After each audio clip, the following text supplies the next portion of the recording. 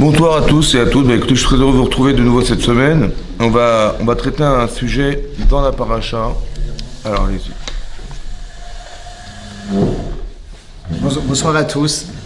Merci d'interrompre le shiur. Je voulais simplement, pour introduire, remercier le Rav Yonatan Ben Chetrit qui nous fait l'honneur d'inaugurer cette soirée d'études le mercredi soir dans le Beth Midrash du Centre européen de judaïsme. Donc, tous ceux d'entre vous qui souhaitaient suivre le cours en direct, vous avez la possibilité en présentiel le mercredi soir de venir dans ce très beau Beth Midrash qu'on a inauguré récemment du Centre européen de judaïsme. On pourra retrouver Bezrat Hashem Rav Yonatan Ben Chetrit le mercredi soir de 20h à 21h dans une ambiance très conviviale, très chaleureuse. On communiquera pour les prochaines semaines également ce rendez-vous, mais on compte sur vous également, pour ceux qui peuvent, venir en présentiel assister au shiur du Rav. Et merci en tout cas à tous d'être présents par Zoom et en présentiel au centre. Merci à tous, bonne soirée, et je remercie à nouveau le Rav Yonatan Ben Chetrit qu'on avait eu le plaisir d'entendre ces dernières semaines en distanciel, mais maintenant on peut le faire aussi en direct. Merci beaucoup, Jérôme, merci beaucoup. Voilà, on vous attend nombreux, j'espère qu'il y est nombreuses, j'espère que vous serez présents très rapidement, déjà dès la semaine prochaine. Alors on va traiter un sujet qui se trouve en fait dans la paracha de Lech Lecha en rapport avec l'actualité. Vous allez voir qu'il y a des liens incroyables, puisque on sait que vous savez pertinemment que dans chaque paracha, chaque semaine, on retrouve quelque chose qui a trait à l'actualité. Et là, on va essayer de retrouver des éléments qui nous parlent. Alors, la première fois où on traite d'une guerre dans la Torah, vous savez que la première fois qu'on traite d'une guerre dans la Torah, c'est dans la paracha de Lech Lecha, la paracha qu'on va lire cette semaine. Effectivement, il va y avoir une guerre qui va être organisée entre des rois qui vivent à Sédom et qui vivent autour de Sédom, qui est aujourd'hui la mer Morte. Et en fait, on va se rendre compte que il va y avoir 5 rois qui vont faire la guerre contre 4 autres rois, et ils vont les assujettir, et ces 4 rois vont ensuite se rebeller contre ces fameux rois. Et parmi ces rois, il y avait Nimrod. On sait que Nimrod est celui qui va jeter Abraham Avinu dans la fournaise ardente en lui proposant de soit pratiquer l'idolâtrie, donc renier son Dieu, soit mourir brûlé dans une fournaise, et Abraham a accepté de mourir. Et là-bas, c'est marqué, le Midrash rapporte que, on sait dans la Torah qu'il a survécu. En fait, c'est marqué dans une allusion dans un verset de la Torah, puisque on sait que Abraham vivait à Ur-Kasdim. Ur-Kasdim, c'est le feu de Kasdim, et en fait, ça fait allusion au fait qu'Abraham, il a dû subir cette épreuve, qui était la première épreuve de sa vie, de savoir est-ce qu'il allait renier sa croyance, ou bien qu'il allait succomber à la vodazara, l'idolâtrie. Et donc, il arrive un miracle incroyable, il va survivre. Il survivre à cette épreuve. Et le Midrash pose la question, mais qu'est-ce qui lui a permis de survivre à cette épreuve? Alors, évidemment, la question est bizarre, parce que si Hachem a décidé qu'Abraham méritait de survivre, il fait ce qu'il veut pour le faire vivre.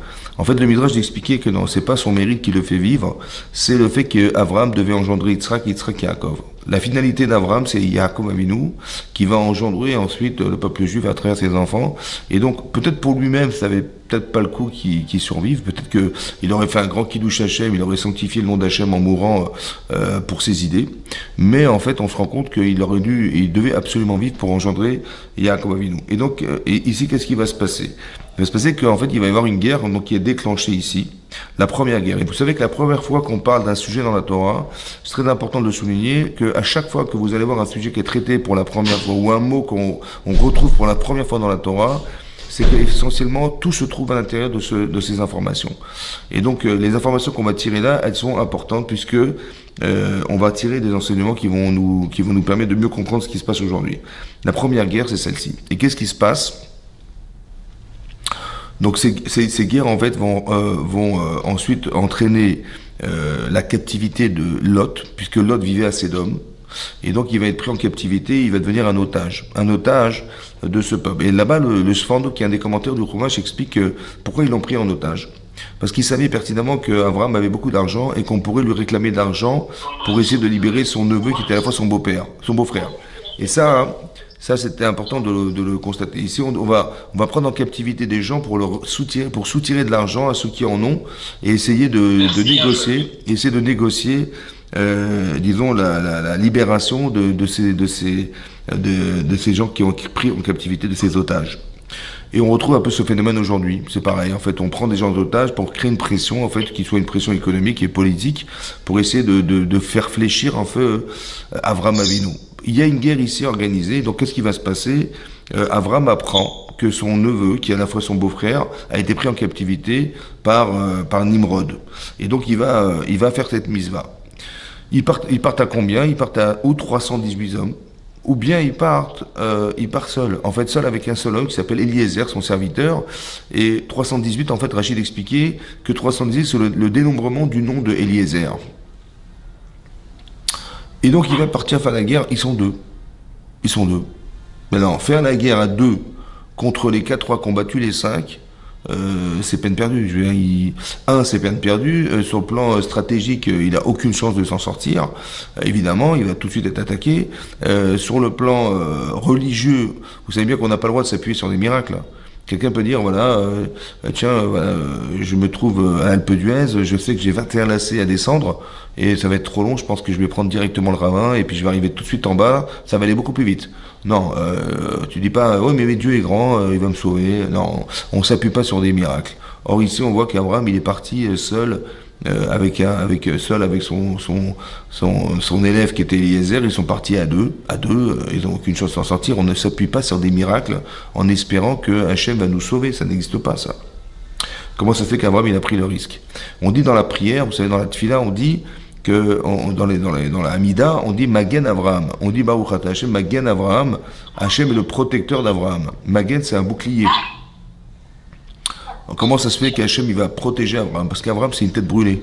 Ouais, il a le courage de ses opinions. Il dit, voilà, j'ai une mitzvah, je dois sauver mon neveu. C'est une mitzvah, c'est un commandement d'Hachem de pidyon jouim, c'est-à-dire de libérer des prisonniers. Et j'y vais, je fonce. Maintenant, qu'est-ce qu'il lui apprend pour arriver à imaginer qu'à lui tout seul, il va réussir à vaincre les 4 qui ont battu les 5, et qu'Hachem, il est obligé de le suivre et de le protéger pour faire que cette mission va aboutir. Comment ça se passe? Alors, les commentaires expliquent en fait il faut savoir, c'est un midrash rabbah, qui explique que la guerre qui existe ici, oui, en fait c'est une guerre qui va être, c'est marqué Beraglo Shel Mashiach. On est, à chaque fois que vous verrez des guerres qui impliquent le peuple juif, c'est qu'on est au pied du Mashiach, du sauveur d'Israël. Un jour, un roi va venir et déclarer la véracité de la Torah et la véracité de la royauté d'Hachem dans le monde. Et cet homme s'appelle le Mashiach. C'est lui qui va déclencher, en fait, un processus de guerre qui va engendrer le fait qu'on va devoir accepter que Hachem est le roi de cette planète Terre qu'on refoule. Et là-bas, le Midrash d'expliquer qu'en fait, on va en vouloir à Lot et on va en vouloir à Abraham. Pourquoi à Lot et à Abraham? Parce que en fait la guerre qu'on vit, en fait, de l'extérieur, on sait pas, on peut imaginer que c'est une guerre idéologique, une guerre politique, une guerre économique. En vérité, tous les prétextes qu'on peut inventer et qu'on peut imaginer, en fait, sont vrais, c'est vrai. De l'extérieur, c'est vrai. Mais au fond du fond, c'est pas ça. En fait, au fond du fond, vous savez que dans chaque situation où il y a des guerres sur Terre, il y a forcément au-dessus de ça une guerre dans le ciel. Qu'est-ce que c'est que cette histoire de guerre dans le ciel? Oui, on dit dans la prière, vous savez que quand on finit la Hamida, on dit Oseh Shalom Bimromav. Oui, Oseh Shalom Bimromav, Dieu fait la paix dans le ciel, ouais, et on espère qu'il va le faire sur la terre. Oseh Shalom Bimromav, Hachem fait la paix dans les cieux. Vous voyez, on a l'impression qu'il y a la guerre des étoiles et que Dieu il fait la paix là-haut. Ouais, c'est quoi cette guerre dans le ciel? Qu'est-ce que c'est que cette guerre dans le ciel? En fait, il y a une guerre entre les anges.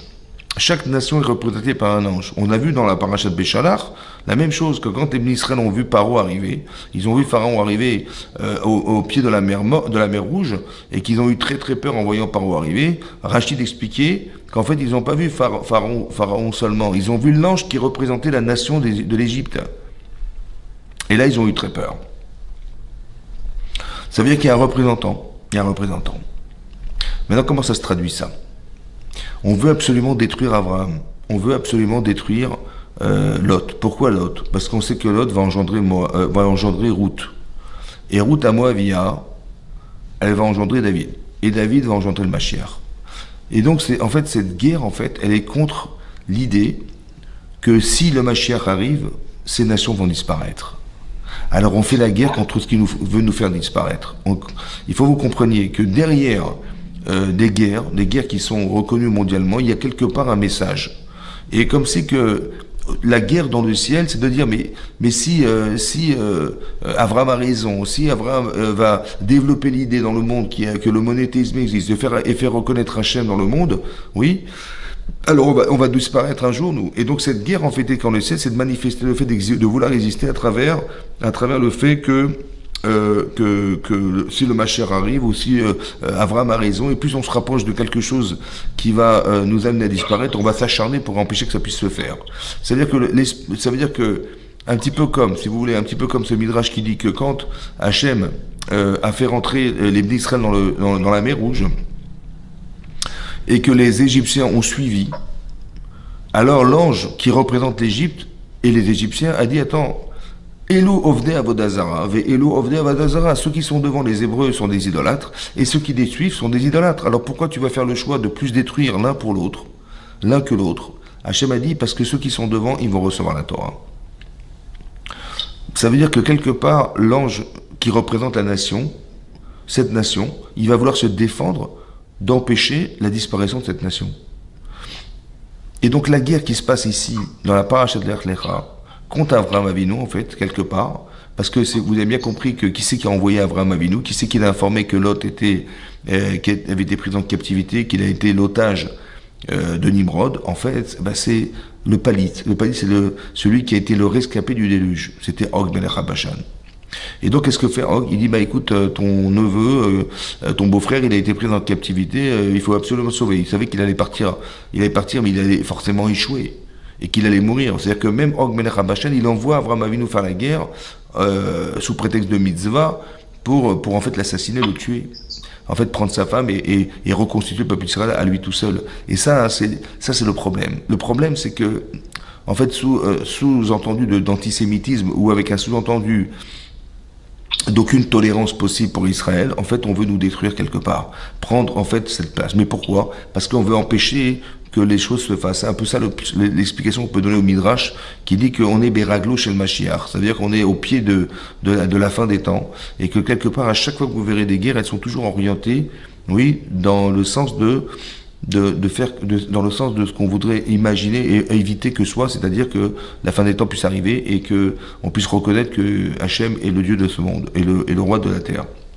Et donc c'est ce qui va se passer là. Donc il va y avoir une guerre. Ensuite, en fait, en quoi c'est lié avec l'actualité? Alors vous allez comprendre tout de suite.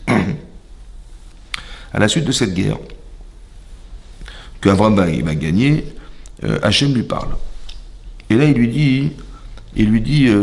Abraham lui dit, écoute, tu m'as permis de survivre, tu m'as permis de récupérer Lot, mais j'aurais tellement aimé avoir un enfant et qu'il puisse être mon héritier plutôt que Eliezer, qui est mon élève le plus assidu, qui lui entretient toutes mes richesses et tous mes biens, que ça soit lui l'héritier d'Abraham.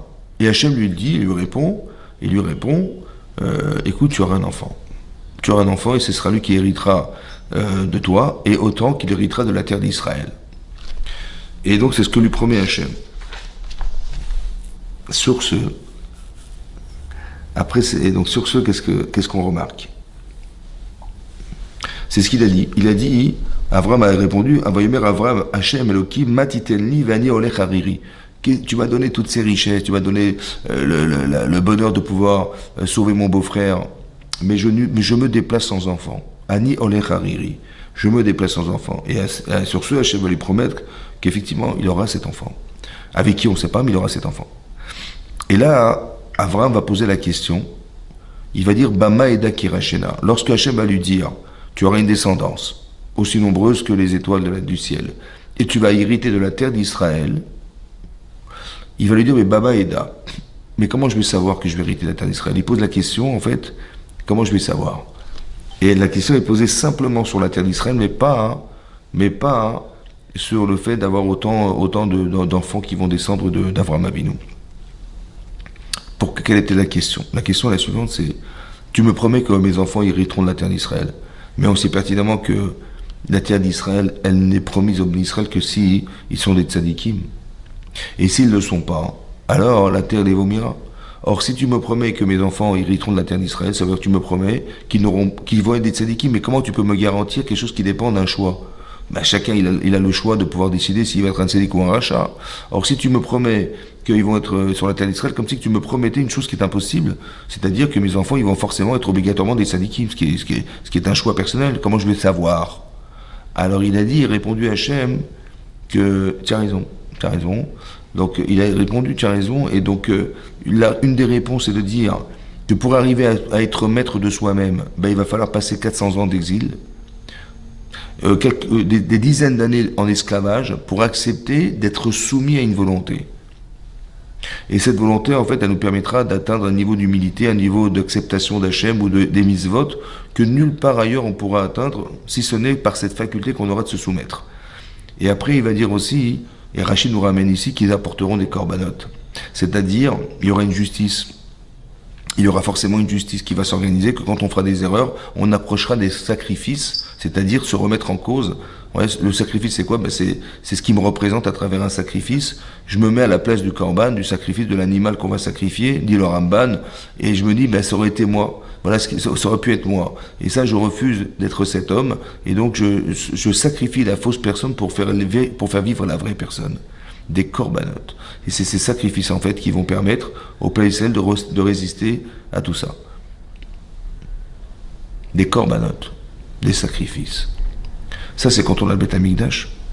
Mais quand on n'a pas le Beth Amikdash, qui vont être les corbanotes, qui vont être le sacrifice. Le sacrifice a pour objectif de faire changer la personne. Le sacrifice a pour objectif de permettre à la personne d'être différente. Maintenant, malheureusement, il y a eu des sacrifices. Les gens qui sont partis, en fait, qu'est-ce qu'ils ont entraîné? Ben, ils ont entraîné une solidarité incroyable, une volonté de faire teshuva, une volonté d'éliminer tout ce qui nous fait du mal. Malheureusement, je dis malheureusement parce qu'on a été obligé de passer par là, c'est un sacrifice. Vous avez compris, on n'a pas de sacrifice aujourd'hui, donc personne individuellement peut le faire. Mais peut-être que derrière ce sacrifice qu'on a pu vivre, ces personnes elles sont parties en sacrifice, pourquoi faire?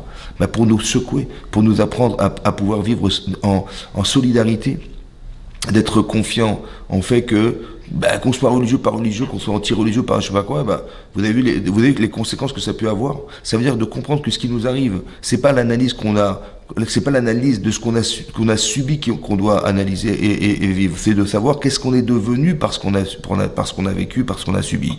Et ça a été un bouleversement mondial. Ça veut dire qu'on s'est rendu compte qu'en fait on est victime de barbares, on est victime de gens qui veulent nous assassiner, on est victime de gens qui n'ont pas d'autre objectif que de nous tuer.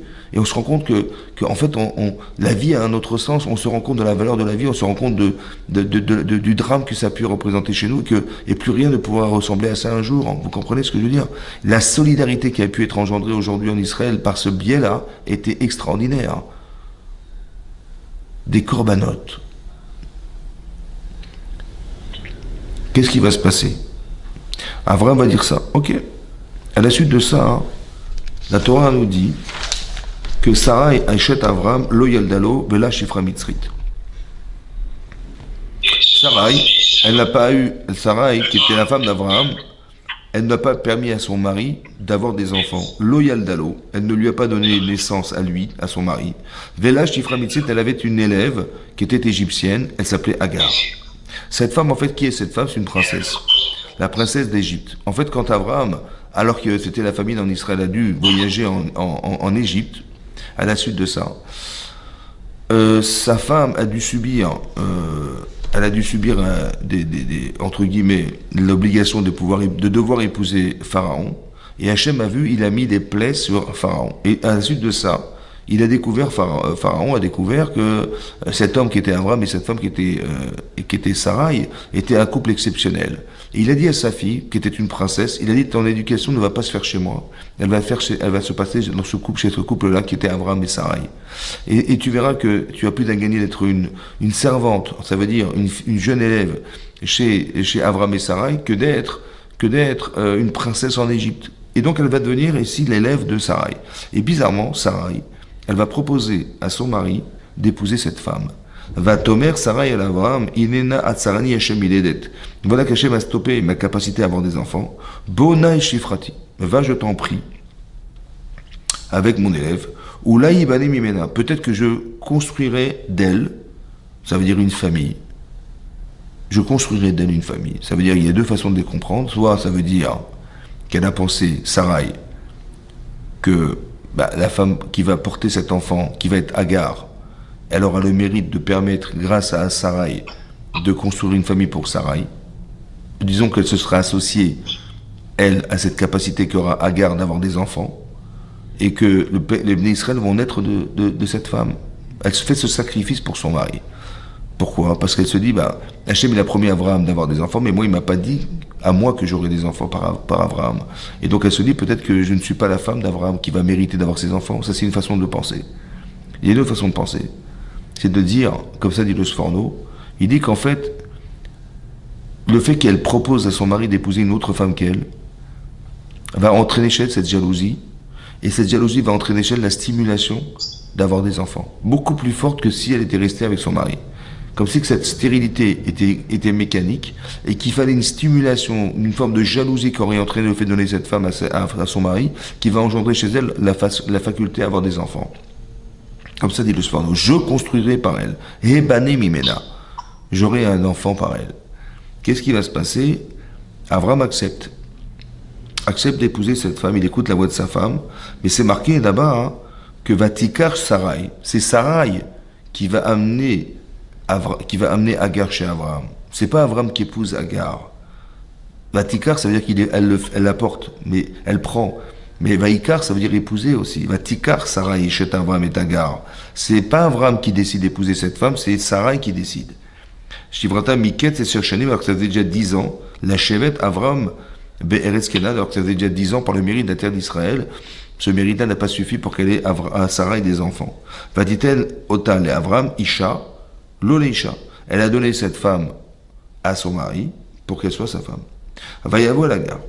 Et surtout la Torah nous dit que Avraham a eu une relation avec Agar, Vatar, et qu'elle est tombée enceinte. Va Derekiarata, lorsqu'elle a vu Agar qu'elle est tombée enceinte, Vatekal Gvirta Beenea, sa maîtresse Sarai devient légère à ses yeux. Rachid expliquait que Agar, qu'est-ce qu'elle a pensé? Qu'en fait, elle joue un jeu, Sarai, parce qu'elle fait croire qu'elle est tzadékette, c'est elle la tzadékette, alors qu'en fait c'est faux. Parce que si c'était vrai, elle aurait dû avoir des enfants avec Abraham. Or, elle n'a pas eu d'enfants. Et par contre, moi, je suis tombée enceinte dès la première relation que j'ai eue avec Abraham. Donc Hachem m'a dit que c'était moi la femme d'Abraham. Donc quand elle dit ça, en fait, qu'est-ce qu'elle fait en fait? Ce qu'elle fait, c'est qu'elle essaie d'évacuer Sarai du couple d'Abraham. Qu'est-ce qu'on apprend nous de là? On apprend ici que Agar, cette femme, elle a pensé qu'elle était elle, la génatrice du peuple juif. C'est elle qui est la vraie femme d'Abraham Avinu. C'est moi la vraie femme d'Abraham Avinu. Parce que si c'était Sarai, ma maîtresse, mais ça fait longtemps qu'elle aurait dû tomber enceinte, ce qui n'est pas le cas. Et donc elle s'est dite que si Agar, elle est tombée enceinte, et que sa femme, et que sa maîtresse qui était Sarai n'est jamais tombée enceinte, c'est qu'Hachem, il n'a jamais pensé que ça serait à Sarai un jour la femme d'Abraham. Et donc elle évacue en fait du couple, elle évacue en fait à Sarai du couple d'Abraham Avinu. Elle a voulu en fait, il y avait une forme de triangulaire qui s'était faite entre Sarai, Agar et Abraham, et elle dit non, il n'y a pas de triangulaire, la vraie femme d'Abraham c'est moi, c'est moi qu'Hachem a choisi, c'est moi la vraie femme d'Abraham Avinu. Et ça c'est très grave. Ça veut dire qu'elle a pensé qu'elle était la plus religieuse, quoi. C'est ça que je veux vous dire. La vraie religieuse, c'est elle. Alors que Sarai, elle fait croire, mais elle ne l'est pas, cette femme. Vous avez compris? C'est très intéressant parce qu'on verra que Agar va engendrer Ishmaël, et qu'Ishmaël va toujours prétendre qu'il est le représentant, en fait. C'est lui le plus religieux du peuple, du monde, et pas le peuple juif. À travers cette idée-là, on voit que Agar, déjà, de façon génétique, il y a quelque chose qui rappelle l'idée que ils vont vouloir être les prédominants religieux du monde. C'est ça. Et c'est ce qu'elle a voulu essayer de faire. Et tout à coup, Sarah, elle se met en colère contre son mari Abraham. Bizarrement, elle ne va pas voir Agar. Elle va voir Abraham. Vayomer Abraham. Et sur ce, c'est marqué, il va tomer Sarah et Abraham. Et Sarah, il va s'adresser à son mari Abraham. Elle va lui dire, Hamasi alecha, Hamasi. Tout ce que, la souffrance que je subis, le vol, le Hamas c'est le vol, c'est l'injustice, c'est la violence que je subis. Alecha, je le repose sur toi. Voilà que je t'ai donné cette servante, c'est-à-dire son élève, dans ton sein. Va terrer Kiarata, lorsqu'elle a vu qu'elle est tombée enceinte, va ekal be'inea. Et là, je suis tout à coup devenu légère à ses yeux. Ishpot Hashem beni bencha. Hashem jugera entre toi et moi. C'est-à-dire qu'elle est virulente contre son mari Abraham. Virulente, Hashem jugera entre toi et moi. Qu'est-ce qui explique cette colère qu'elle a, Sarai? Qu'est-ce qui explique cette colère? Rachid expliquait, c'est quoi ce Hamas? Rachid nous dit, Hamasi alecha. Rachid, je dis ce que dit Rachid.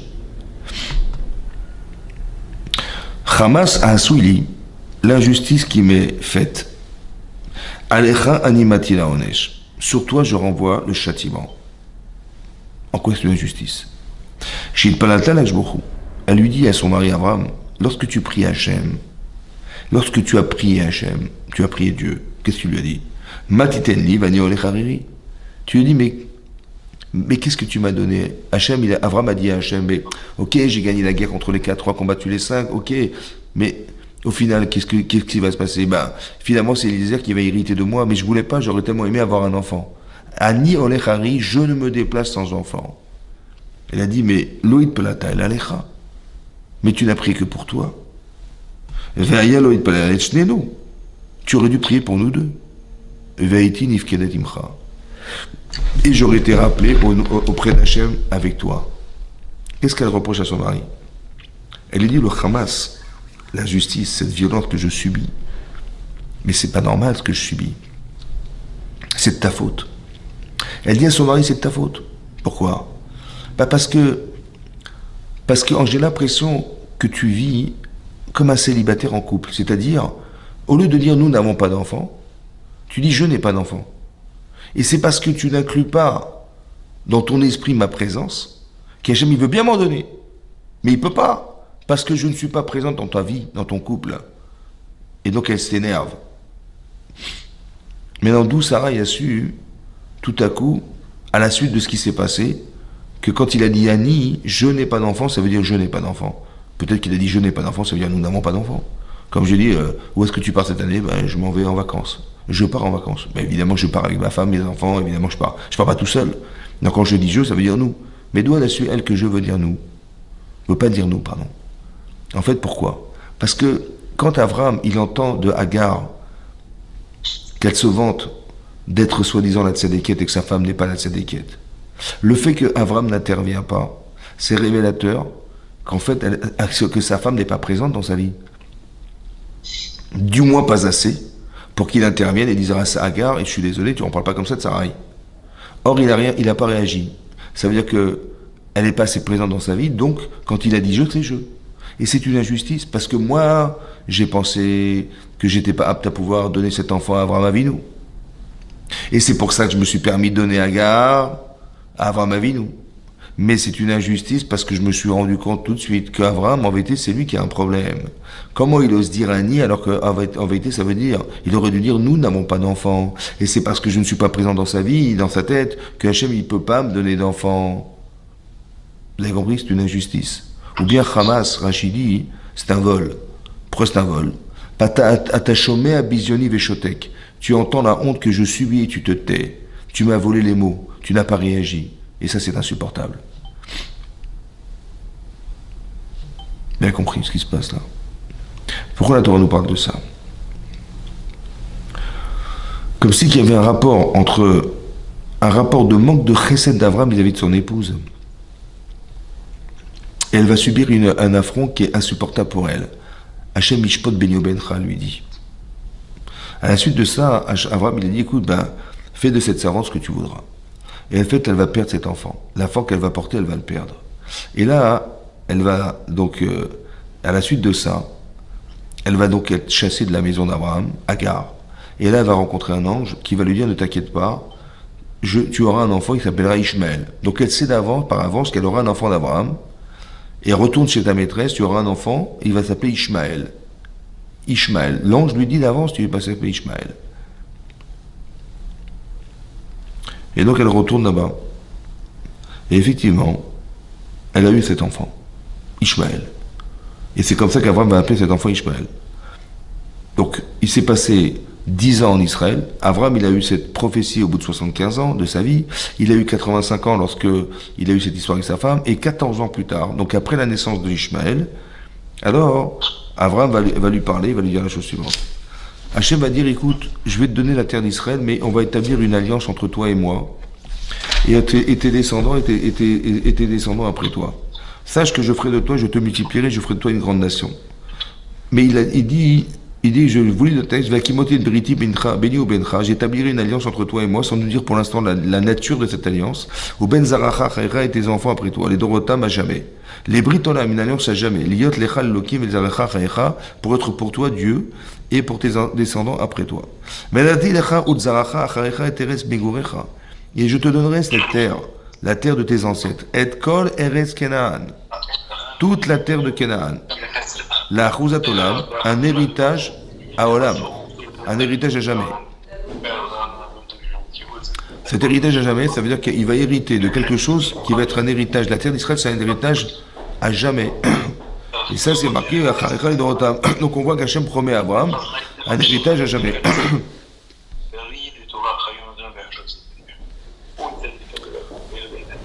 Et donc, on voit que la terre d'Israël était un héritage qui va être un héritage à jamais pour la terre, pour les d'Israël. Vayomer Elohim, et donc Vayomer Abraham.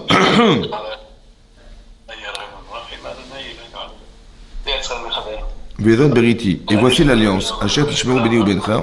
Vous pouvez arrêter le son, s'il vous plaît, parce que là, il y a quelqu'un qui parle derrière. Merci. Vedon Beriti dit, voici l'alliance. De quelle alliance il s'agit? Achet Ishmael Beni ou Bencha, ou Benechem, que vous garderez entre moi et vous. Ou Ben Zaracha Chaecha, et toi, et ta descendance après toi. Imol Lachem Kol Zachar. En fait, on voit que la Brit Mila, l'alliance, c'est quoi? C'est de faire la circoncision de ses enfants. Et de Maltem et de Besser Olatrem, ce qui va créer l'alliance et qui va permettre d'avoir l'héritage de la terre d'Israël, c'est la Brit Mila, l'alliance qui va se faire, elle va se faire par la circoncision des enfants. Ou Ben Shmonat Yamim, Yimon Lachem Kol Zachar. C'est marqué que lorsque vous ferez la circoncision de vos enfants à 8 jours, alors, Yalid Baït, donc que ce soit des enfants nés dans ta maison, ou ben Miknat Kesef, que des gens qui ont été achetés, ça veut dire des gens qui vont être des employés de chaque personne, on leur fera la mila. Imol, Yelid, Betrao, Miknat Kaspecha. Et c'est ce que va faire Avraham Avinu. Il va circoncire tous les gens qui étaient proches de lui, autant que son fils qu'il aura un jour. Et lorsque va naître Yitzhak, plus tard, il va aller faire la circoncision à 8 jours. Oui, l'héritage de la terre d'Israël va passer par la circoncision. Qu'est-ce qui va se passer? En fait, vous allez remarquer, il y a un Zohar. Le Zohar, il explique, il pose la question suivante, il dit que le Zohar amène que celui qui est le représentant de Ishmaël, l'ange, il va venir voir Hachem en lui disant, mais si toute l'alliance qui va être contractée entre toi et l'Israël correspond à la circoncision, il dit, mais Ishmaël, il a fait la circoncision. Il n'a pas fait à 8 jours, c'est vrai, mais il a fait à 13 ans. À 13 ans, ça veut dire que c'était encore plus conscient. Il a fait un sacrifice personnel. Il s'est engagé sincèrement en faisant cette alliance avec Hachem. Il dit pourquoi il ne pourrait pas hériter de la terre d'Israël? Puisque ça dépend de la Brit Mila. Le Zohar d'expliquer qu'Hachem a répondu, tu as raison. Il faut que tu saches qu'il va vivre en Israël, mais la terre ne produira rien. Mais il aura ce mérite par la Brit Mila. Et ce mérite va durer, et ce qu'il durera, durera. Mais à la fin, lorsque ce mérite aura disparu, alors il perdra la terre d'Israël. Voilà ce qui est marqué dans le Zohar. C'est incroyable. Ça veut dire que le fait qu'on trouve les enfants d'Ishmaël sur la terre d'Israël, ce mérite-là, il vient de la Brit Mila qu'eux ont contracté. C'est marqué dans la paracha de Bayera. C'est marqué que la dernière épreuve d'Avraham Avinu, ça a été le sacrifice d'Yitzhak. Et c'est marqué là-bas, Achara Devarim Haele. Après ces paroles, Hachem a éprouvé Avraham. De quelle parole il s'agit?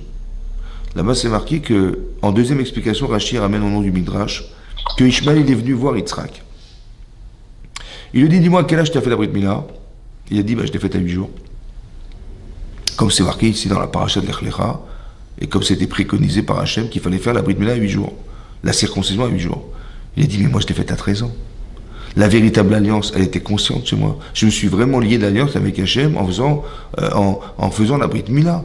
Et donc j'ai fait, et j'ai pas refusé, je me suis pas opposé à ça, et j'ai accepté complètement.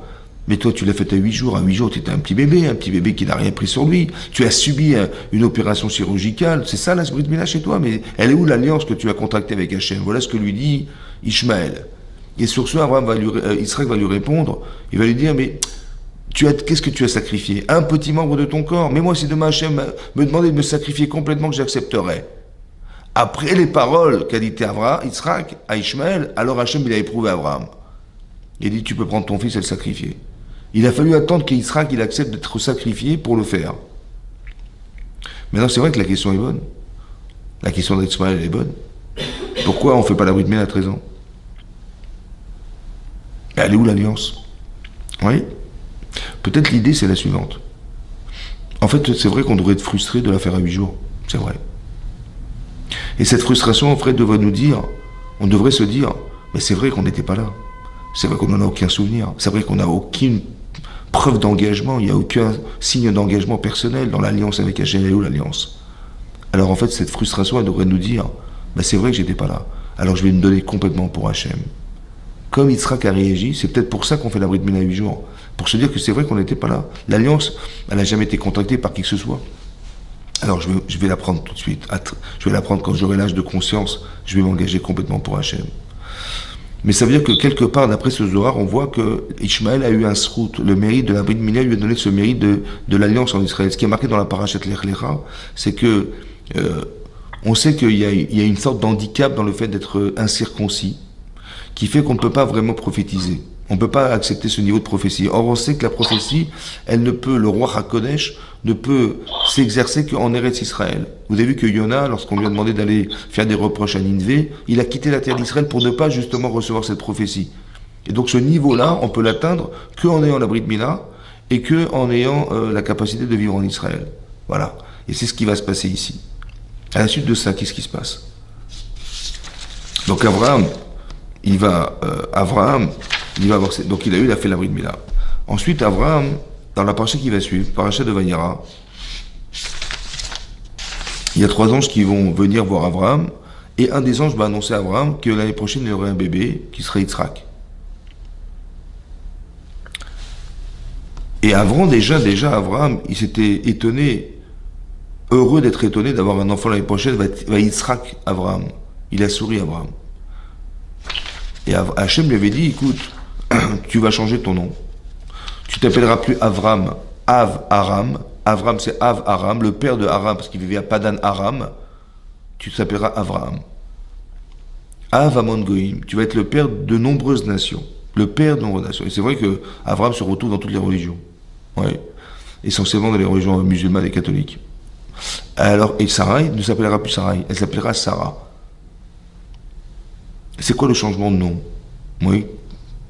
Alors, on sait que dans la Gemara, dans Rosh Hashanah, une des choses qui peut déchirer un décret divin qui a été organisé, qui a été pensé par Hachem à Rosh Hashanah, c'est de changer son nom.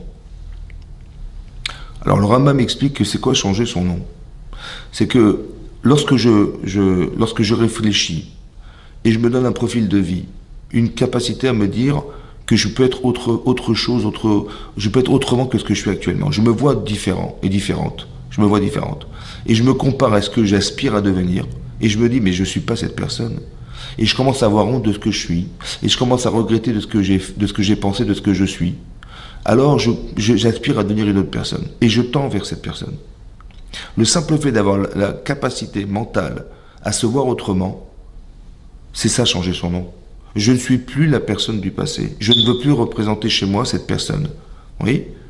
Et bien simplement le fait de se profiler une vie différente, une opinion de soi différente, ça déchire un décret divin, ça. Parce que la personne qui a été jugée à Rosh Hashanah n'est plus la personne qu'on voit aujourd'hui.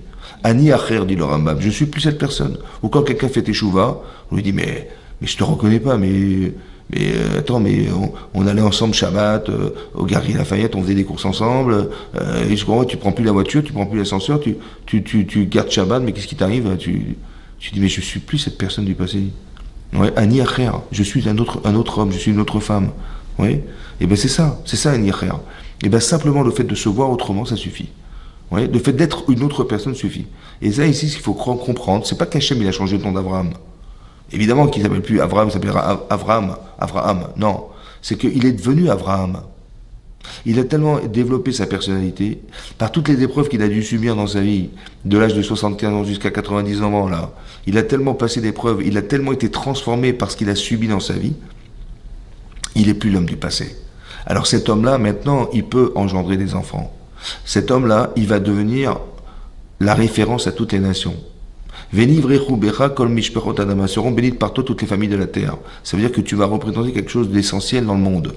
Mais c'est la dimension qu'il a atteinte, Abraham, qui lui fait changer son nom. C'est pas l'inverse. C'est pas qu'on dit, tiens, on va changer ton prénom et tu verras que tu vas devenir cet homme. Non. Ce que donne ici comme référence la Torah, que Hachem, il a changé le nom d'Abraham, c'est pas qu'il a changé. Il est devenu cet homme. Il n'est plus le Avram, il est devenu Avram. Elle n'est plus Sarai, elle est devenue Sarah. Et cette femme étant différente, elle peut engendrer un enfant. Ça veut dire comme si que toutes les épreuves qu'elle a dû subir, toutes les prières qu'elle a dû demander à Hachem, qu'elle s'est tellement accrochée à Hachem, qu'elle est devenue cette femme. Et cette femme, elle peut mériter d'avoir cet enfant. Comme si que le niveau qu'elle avait auparavant ne méritait pas cet enfant. Alors il faut qu'elle devienne Sarah, cette femme-là. Ouais. Pas Sarah et ma princesse, mais la princesse. Elle n'est pas la femme d'Abraham. En fait, elle n'est pas la princesse d'Abraham. Elle est la princesse du monde entier, quoi. Et c'est ça qui se passe. Elle change son prénom parce qu'elle prend une dimension universelle tellement énorme qu'elle peut engendrer un enfant qui va pouvoir engendrer ensuite Yaakov Avinu et le Béni Israël vont sortir de là. Qu'est-ce qui va se passer? Donc elle va tomber enceinte, elle va avoir un enfant. Elle va avoir cet enfant, Israël. Et par la suite, c'est marqué. La suite, c'est la chose suivante.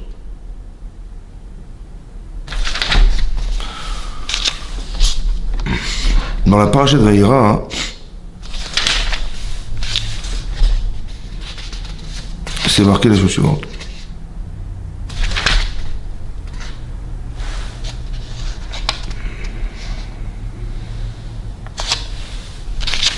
Voilà. C'est marqué qu'après qu'il ait grandi Yitzhak, marqué Vaïgdal Ayed, Vaïgamel. Donc Yitzhak avait 2 ans, il a été sevré. Il a été sevré. Vayas Abraham Mishte Gadol Biyom Yigamel et Yitzhak. Il a fait un grand festin pour fêter la naissance de cet enfant et les 2 ans qu'il a eu. Mais Rachid expliquait que le grand festin qu'il a fait, c'est pas qu'il a fait un festin, un buffet de 200 mètres de long, c'est qu'il a invité les grandes secondes. C'est pour ça qu'il est grand. Et il a dit au roi d'Égypte, au roi de Perse, au roi de tous les rois qui entouraient la Eretz Kenaan, il a dit, oui, cet enfant qui court là-bas, qui a 2 ans, ben, c'est mon fils. Pardon? Oui, j'ai 102 ans, ma femme 92 ans, et on a eu un enfant. Et donc il a démontré par là que Hachem existe. À la suite de ça, va Tere Sarah et Ben Hagar Amitzrit. A vu Sarah l'enfant de la servante qui était cette femme égyptienne. Asher Yalda le Avraham Metzachek, qui avait engendré un enfant avec Abraham, Metzachek qui s'amuse. Et Rachid expliquait Metzachek, il s'amuse. Rachid dit qu'il était devenu idolâtre. Il était Ishmaël est devenu idolâtre, il était devenu un criminel, et carrément il était débauché, il pratiquait l'adultère. Il faisait les pires avérotes, quoi. Va tomer le Avram, Garesh Ha'amazot Be'et Bena.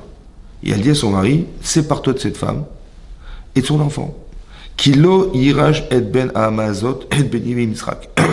Elle dit que cet enfant, l'enfant de cette servante, n'héritera pas avec mon fils, avec Yitzhak. Je ne veux pas que l'héritier d'Abraham soit Ishmaël. Et donc, qu'est-ce qu'elle fait? En fait, qu'est-ce qu'elle est en train de faire? Elle est en train de dire à son mari, il faut déshériter carrément Ishmaël. Et ça, c'est sur ce, va Tomer, et donc c'est sur ce, Vaïra d'avoir Meod Ben Abraham. Cette chose était horrible aux yeux d'Abraham. À l'odot Bédo qu'on puisse parler de son fils comme ça. Elle a vu des choses que son mari n'a pas vues. Vaïmer Elohim, sur ce, Hachem va dire, El Abraham, Alira Benecha, Alanar, que ce ne soit pas mauvais à tes yeux ce que tu as pu voir pu entendre de cet enfant. El Amatecha de ta servante, qui Kol Asher Tomar Elecha Sarah, tout ce que te dira Sarah, Shma Bekola, écoute sa voix, qui Beitzrak et Karelecha Zara, parce que ta vraie descendance, elle passe par Yitzhak. En fait, qu'est-ce qui s'est passé? En fait, Sarah, elle a vu. Et Rachid expliquait que de là, on apprend que Sarah, il y avait un niveau de Roi HaKodesh, d'esprit divin, plus important que son mari. Donc, quand on dit marqué, elle a vu, elle n'a rien vu, en fait. Elle a vu, ça veut dire qu'elle a compris, elle a ressenti. Elle a vu des comportements, elle a vu des paroles, elle a vu des regards, elle a compris des choses. Ouais, ces émotions-là lui ont permis de savoir. Et elle a vu. Vous voyez? Alors ce qui est très intéressant, hein, c'est que Rachid nous explique ici comme ça. Mais Sachek, il s'amuse. En fait, Rachid nous dit ici que Ishmaël, il était sûr qu'il était l'héritier d'Abraham. C'est qui l'aîné d'Abraham? Mais c'est moi. C'est moi Ishmaël, l'aîné d'Abraham, le premier enfant d'Abraham, c'est moi. Et Madame Sarah, elle veut me déshériter. Mais non, c'est moi. Qu'est-ce que fait Yitzhak? Qu'est-ce que fait Ishmaël? Il s'amuse à tirer des flèches sur Yitzhak. Il essaie de le tuer en prétextant qu'il s'amuse. Mais c'est bon, ça va, je tire, je m'amuse. En fait, qu'est-ce que voulait faire Ishmaël? Il voulait tuer Yitzhak pour être le seul héritier d'Avraham Avinu. Ça va? Avraham, il descend de Hagar. Et Hagar, elle a pensé que Sarah n'était pas la tzadékette. Parce que toutes ces années, elle était avec Avraham Avinu, elle n'a jamais eu d'enfant avec Avraham Avinu. Il ne faut pas me raconter de salade. Donc ça veut dire que la vraie femme d'Avraham, c'est qui? Mais c'est moi. Et ça, elle s'est mise en colère contre son mari à cause du fait qu'elle a pensé en fait évacuer Sarai du couple d'Abraham. Mais en fait, ce que ça a fait, qu'est-ce que ça a provoqué chez elle? Le désir d'enfant. Sarai, elle avait une vie normale avec son mari, mais ça faisait 10 ans qu'elle n'avait pas d'enfant. Qu'est-ce qu'elle a fait d'Elos Forno? Elle a provoqué chez elle cette stimulation d'avoir des enfants en le donnant à cette femme, à son mari. Et c'est comme ça qu'elle a pu avoir Yitzhak. Maintenant qu'elle a eu Yitzhak, et qu'elle a vu que Ishmaël tourne mal, elle a dit, mais c'est pas possible que cet enfant hérite de mon mari, c'est pas possible. Et donc elle a proposé à son mari de se séparer de cette femme. Et Abraham, il n'a pas compris ce qui lui arrivait. Parce qu'il a dit, mais j'ai pas compris, mais mon aîné, c'est lui, c'est pas Yitzhak. Louis, il l'a dit quand dans la paracha de Lech Lecha, il a dit, mais tu auras une descendance, etc. Il a dit, mais à 100 ans, j'aurai une descendance, c'est gentil, mais ma femme, 90 ans, c'est impossible. Et disons que c'était très étonnant. Il dit, Lou Ishmael, Yichye Lefanecha. Si seulement Ishmael pouvait vivre devant toi. Ça veut dire qu'il a pensé que cet enfant, c'est une certitude, l'autre, je ne sais pas ce que je vais avoir. Allez, va et que lui, ça soit l'enfant, l'héritier. L'héritier de. Ça veut dire qu'Abraham, il pensait que Ishmael était l'héritier d'Abraham. Le véritable héritier d'Abraham. Ça veut dire qu'il a donné une force à Ishmael, quoi. Et Sarah, elle a dit non, c'est pas lui, c'est. Ça veut dire que, en fait, ce qui se passe aujourd'hui, Ishmael est l'héritier de la pensée qu'avait eue sa mère d'être la tzadékette. Donc il vit de ça. Et lui, il pense qu'il est l'héritier, le véritable héritier d'Abraham. C'est pas Yitzhak. Vous avez compris? Donc tout ce que va engendrer Ishmael va être dans la certitude d'être le plus religieux et à la fois d'être, c'est nous l'héritier d'Abraham, c'est pas Yitzhak. Vous avez compris ce qui se passe? C'est-à-dire que tous les conflits qu'on voit aujourd'hui, en fait, sont à l'origine de ce qui est marqué dans la Torah. Pourquoi la Torah nous raconte tout ça? Pour dire qu'il y a une origine qui est nourrie psychologiquement d'un désir d'être le véritable héritier d'Abraham, et d'un côté, ma mère m'a dit que c'était elle, la tzadékette, et pas Sarai. Ouais, elle fait croire, soi-disant, qu'elle est... Le problème, c'est que c'est vu de l'extérieur. De l'extérieur, c'est vrai que ça se juge comme ça. Mais nous, on sait pertinemment que l'argument qu'a eu Hagar en prétextant que c'est qui la tzadékette? C'est moi, parce que si c'était Sarai, elle a vécu des dizaines d'années avec son mari, elle n'a jamais eu d'enfant. Donc ça veut dire que c'est qui la véritable héritière d'Abraham? C'est moi la vraie femme d'Abraham. En fait, c'est faux. Pourquoi c'est faux? Parce que c'est exactement l'inverse. La stérilité dans la Torah, c'est un révélateur inversé. C'est pas qu'elle est abandonnée par Hachem, c'est pas qu'elle mérite pas d'avoir des enfants, c'est exactement l'inverse. La Gemara dans Yevamot explique que toutes les matriages étaient stériles. Pourquoi? Parce qu'Hachem, il a un plaisir à écouter la prière des tzadikim. Ça va? Maintenant, le Rav Dessler, il pose la question, mais comment Hachem peut prendre du plaisir à écouter la souffrance d'une femme qui n'a pas d'enfant? Madame, elle pleure d'avoir des enfants, et Hachem dit, ah là, le kiff. Comment il peut avoir du plaisir d'écouter la souffrance des gens? Oui? Alors il explique que le plaisir d'Hachem, c'est de savoir de voir le niveau qu'on va atteindre de proximité avec Hachem parce qu'on est privé d'enfants. Maintenant, pourquoi il a privé cette femme en particulier d'enfants? Parce qu'elle a une potentialité, c'est une grande tzadékette, et cette femme, elle a une potentialité d'engendrer un enfant exceptionnel.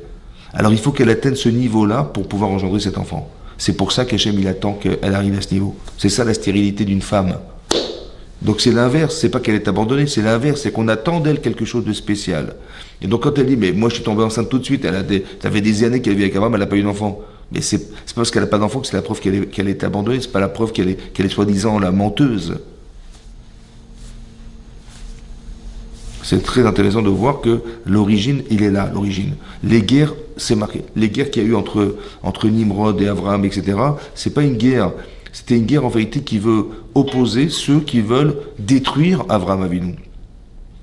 Ils veulent détruire en fait cette capacité qu'a Abraham de représenter le judaïsme.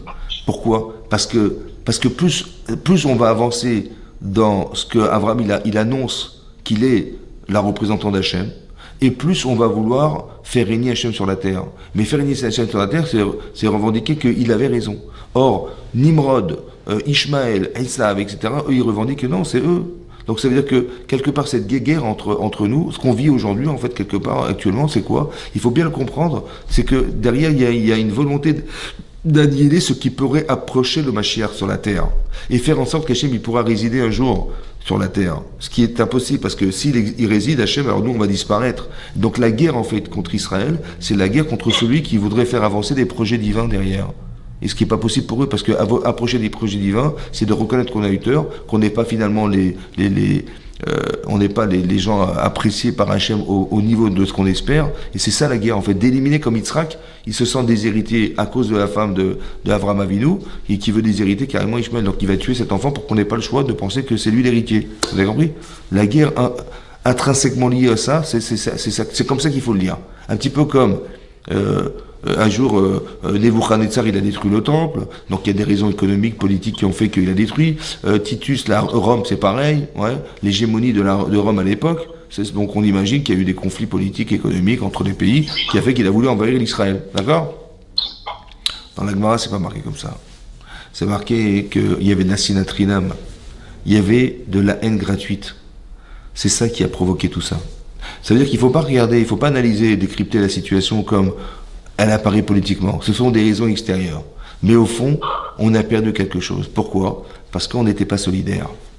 Il y a eu de la haine gratuite. La haine gratuite, c'est la haine qui était née en vérité du virus qu'il y avait depuis le départ entre Yosef et ses frères.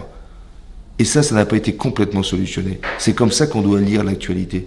À travers ce que la Torah nous dit, qu'il y avait un virus au départ qui était incrusté dans la famille de Yaakov Avinu, qui était le fait de ne pas supporter Yosef, pour des raisons qui soient légitimes, on va dire, qui étaient pour eux légitimes. Mais en vérité, au fond, il y avait un virus. Ouais. Ce virus, il est né de quoi? Il est né je pense, qu'il est né du fait que Yaakov, il n'a pas forcément accepté cette femme qui était Rachel, qui était Léa.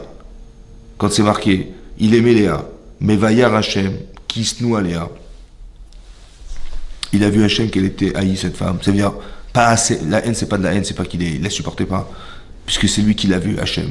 C'est pas Yaakov qui le voit. Donc ça se voyait pas, en fait. C'est inconsciemment, il y a quelque chose qui va entamer dans l'amour qu'il avait de cette femme. Et ça va engendrer une différence chez les enfants de supportabilité de celui qui va être l'enfant de l'autre femme, c'est-à-dire Rachel, pardon. Hachem a vu qu'elle était haïe par son mari. Ça veut dire quoi, haïe par son mari? Le manque d'amour, en fait, qu'avait Yaakov vis-à-vis de cette femme, a engendré,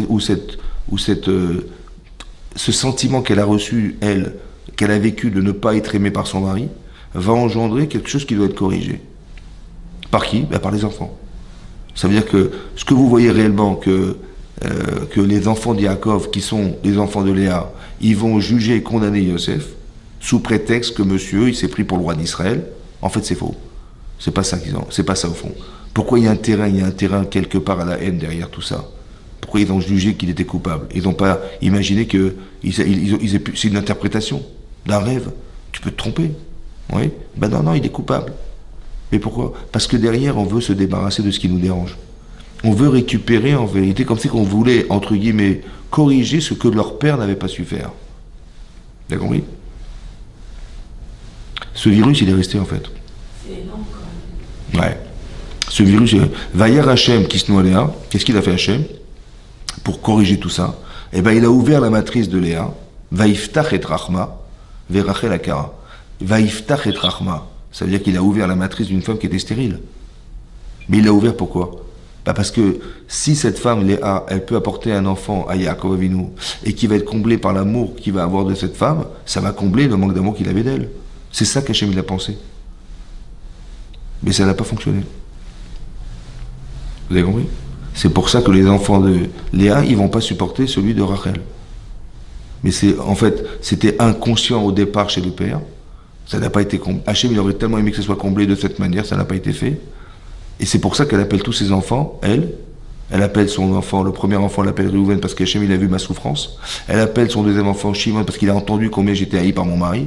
Et le troisième, elle l'appelle Lévi parce que Oula il n'y a pas. J'espère que maintenant il m'accompagnera, mon mari. Je lui ai amené 3 enfants. On est 4 femmes, 3 fois 4, 12. Je l'ai comblé d'être la femme qui a apporté. Donc c'est ce qu'elle espérait en fait. C'est de rétablir en fait inconsciemment, c'est inconscient ce qui est marqué là. Hein. Inconsciemment, elle voulait rééquilibrer en fait son couple en fait. Ce qui n'a pas pu se faire. Parce que vous avez compris ce qui se passe, c'est ça. Mais quelque part, c'est ça qu'on doit corriger aujourd'hui. Le problème, c'est que on manque de solidarité. Il manque quelque part le fait que Hachem, il veut se dévoiler dans le monde, ouais. Parce que tout ce qui se passe, en fait, dès cet instant où ça touche Israël et ça touche le monde entier, ouais, il y a eu le Covid, aujourd'hui il y a la guerre. En fait, Hachem, il veut se dévoiler. Donc, comment ça doit se traduire chez nous, ça? C'est de dire, voilà, Hachem, il veut se dévoiler. Donc, je vais pas prier pour me débarrasser de nos ennemis. C'est un prétexte, en fait, pour dire, écoute, on vit une situation compliquée. Mais non, quand on voit la situation, je vois pas d'issue, en fait. Tu vas rentrer palestinien, machin, tu vas rentrer à Gaza, c'est quasiment impossible, quoi. Quand c'est impossible, c'est divin. C'est un peu comme on est devant la mer Rouge. Qu'est-ce que tu vas faire? Bah, tu vas nager, du coup tu vas nager. Hein, tu vas rentrer dans le désert, du coup tu vas aller dans le désert. Et devant toi, tu as les Égyptiens qui arrivent sur toi. Donc tu es pris en étau entre les Égyptiens qui arrivent sur toi, le désert à droite à gauche et la mer Rouge derrière. Qu'est-ce que tu vas faire? Alors c'est marqué, hein? Il est marqué Vaïzarakou à Hachem. Ils ont crié vers Hachem. Et il y a d'autres qui sont pleins. Quand on était voir Moshe, il dit, mais attendez, j'ai pas compris, là. Mais on va tous mourir, là. Attendez, j'aurais préféré rester esclave, souffrir en Égypte que de mourir dans le désert. Quoi, il manquait des cercueils là-bas qu'on meurt ici, je vais mourir. Donc ils ont analysé la situation de façade en voie de façade. Il y a des gens qui ont compris que c'était Min Hashamayim. Ça veut dire quoi? Ça veut dire Hachem, quoi, il est assez fou pour me sortir d'Égypte, pour mourir dans le désert, quoi. Alors, 1 an de plaie d'Égypte pour nous sortir d'Égypte, pour mourir dans le désert, 1 semaine plus tard. Non. En vérité, cette situation est provocatrice de Imuna, c'est-à-dire, ils ont crié vers Hachem. Ça veut dire qu'ils ont prié, quoi. Ouais. Mais qu'est-ce que tu vas mettre dans ta prière? Bah, si tu dis, bah, débarrasse-moi de mon ennemi. Oui. C'est ça que tu vas dire. Alors Dieu t'a envoyé cet ennemi pour que tu pries pour qu'il l'enlève. Mais pourquoi il l'a envoyé? Non. En vérité, il a envoyé l'ennemi, pourquoi? Parce que le niveau d'émouna que tu as eu pour sortir d'Égypte, il t'a suffi. Mais pas forcément pour recevoir la Torah. Alors il faut que tu atteignes un autre niveau. C'est-à-dire que ce que tu vas subir va forcément t'accrocher à Hachem, puisqu'il t'a aucune solution. Qu'est-ce que tu vas faire? Tu vas t'angoisser? Tu vas dire quoi? Tu vas dire, ah mais comment on va faire? Et comment on va s'en sortir? Mais de toute façon, tu peux rien faire. Donc arrête de t'angoisser, tu vas être un ulcère. Donc la situation n'a pas de solution. Il n'y a pas de solution. Donc s'il n'y en a pas, c'est une provocation à demander à Hachem de l'aide. C'est l'inverse. Donc je vais m'accrocher à lui. Et en m'accrochant à lui, je vais atteindre un niveau qui va éliminer Paro. Parce qu'il est venu pour quoi faire? Mais il n'est pas venu pour m'embêter, il est venu pour me permettre de m'élever. C'est comme Esav arrive, il va permettre à Yaakov de devenir Israël. C'est comme Aman arrive, il va permettre au Bnei Israël de recevoir la Torah Be'ava, ce qu'ils n'ont jamais reçu à Shavuot. Ça veut dire que là, ce que nous vivons est une provocation à s'élever. C'est ça que ça veut dire. Et quand je m'élève, bah, la situation, qu'est-ce qu'elle fait? Elle provoque quelque chose. Donc, je ne suis pas au niveau, on m'envoie quelqu'un qui me fait réfléchir ou qui me fait m'élever. Et cette situation étant aboutie, donc il a plongé plus d'un de lui. Donc il disparaît. Vous avez compris ce qui se passe? C'est ça. Et là, la mer va s'ouvrir, ce qui est improbable. Et on va rentrer dans la mer, dans ce couloir, et les Égyptiens vont nous suivre, et on va peur d'être pourchassés par Paro. Et la mer va se retourner, on va faire la Shira, et là il y a marqué Vayaminou Bachem. Ouvre mon Avdo. Comment ça va? Mais ils étaient déjà croyants depuis longtemps déjà. Non, que le niveau de croyance qu'ils ont atteint par cet événement-là leur a permis d'atteindre un niveau que jamais ils ont atteint de leur vie. Et là, on peut recevoir la Torah. C'est-à-dire que ce qu'il faut comprendre, c'est que tout ce qu'on subit n'a d'objectif que pour nous faire grandir. Vous avez compris? La solidarité qui a été engendrée par ce massacre, elle est incroyable en Israël. Mais c'est ça qu'Hachem, il aurait voulu. Dommage qu'on soit passé par là. Quand Yaakov Avinu, il rassemble ses enfants, il leur dit, je vais vous dire la fin des temps. Parashat Vaïchi. Ouais. Il a dit, Yasfu, rassemblez-vous. Ikabetsu, regroupez-vous. Ve'agid alachem, je vais vous dire, Atacharit ayamim, la fin des temps. Ça n'a pas pu se faire. La Shrina s'envole. Mais il a dit, ça ne pourra jamais se faire si vous n'êtes pas rassemblés. Ça ne pourra jamais se faire si vous n'êtes pas regroupés. Les 12 enfants, c'est tout le peuple juif, qui est concentré sur 12 personnes. Donc il dit, mais si vous voulez que la fin des temps arrive, il faut vous regrouper.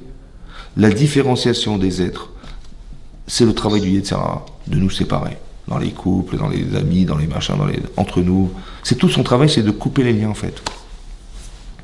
Et tant qu'on est séparés, bah, Hachem il veut bien, mais il peut pas se révéler puisqu'il n'y a pas de peuple. Donc cette volonté de nous solidariser par ce biais-là, ouais, et ben ça nous permet de comprendre qu'Hachem il veut absolument pouvoir, comment on va dire, résider parmi nous. Mais ça ne peut pas se faire si on n'est pas solidaire. Donc ces guerres en vérité n'ont de but que de désolidariser le peuple juif. On aura toujours des arguments contre nous. Quand j'entends dans les médias dire, eh ben, Israël a le droit de se défendre. A le droit de se défendre. Ça veut dire que non, on doit mourir. Hein. Mais là, on a le droit de se défendre. Vous avez compris? C'est quoi? Ça veut dire quoi? Avoir le droit de se défendre? Ben, on te tue, évidemment, tu te défends. J'ai pas besoin de te dire, là, tu peux te défendre, là. Avant, tu peux pas, hein, mais là, tu peux. Hein. Quand ça, tu peux pas. On peut toujours se défendre, c'est pas grave. C'est quoi ce discours bizarre? Vous avez compris? Donc quand c'est pas logique, c'est divin. Ça veut dire, normalement tu mérites pas de vivre, mais là, si tu changes ta façon d'être, tu pourras vivre. C'est incroyable. C'est pas de te débarrasser du mal, c'est de comprendre que ce mal a été organisé pour que tu t'élèves. Et quand tu t'accroches à Hachem, tout à coup la vie va changer. Là, je peux résider, mais il faut qu'on soit solidaire. C'est ça, c'est solidarité. Chacun à son niveau. Solidaire à son niveau, chacun à son niveau. Et c'est ce qu'on espère d'être Hachem. Que ça va provoquer tout ça. Mais juste que je voulais vous rapporter les sources en fait d'origine de tout ce qui est marqué dans la paracha de Lech Lecha, dans ces parachiotes là, c'est d'expliquer l'origine de ce qu'on vit aujourd'hui quoi. C'est ça. Tout est né de là quoi. Chazakou, au Baruch. Merci beaucoup.